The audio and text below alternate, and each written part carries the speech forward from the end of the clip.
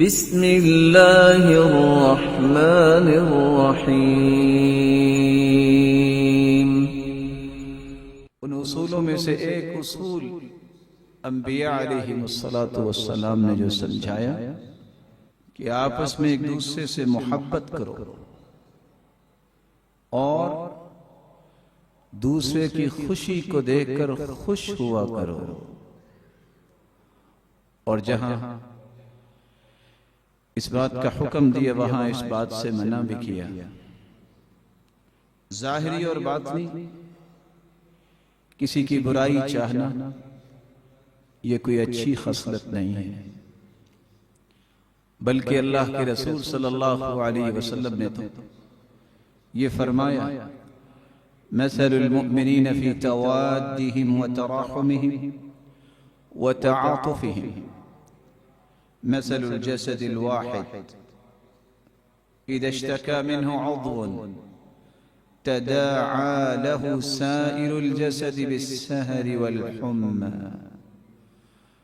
مسلمانوں کی باہمی محبت، الفت اور عاطفت کی مثال تو ایک جسم کی مثال ہے۔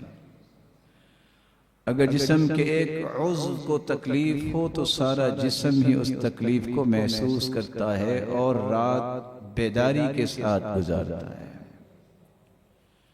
اور شاید اسی بات کو سامنے رکھتے ہوئے علامہ اقبال رحمہ اللہ نے کہا تھا، اخوت اس کو کہتے ہیں کہ چبھے کانٹا جو کابل میں تو ہندوستان کا ہر پیر و جوان بے-تاب ہو جائے۔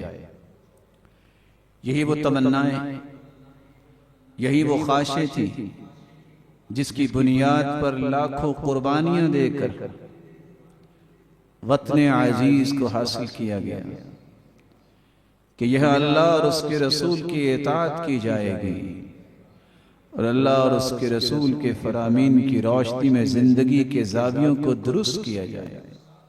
امام ابن رجب رحمہ اللہ تعالی یہ کہا کرتے تھے، ان المؤمن یسرہ ما یسر اخاہ المؤمن۔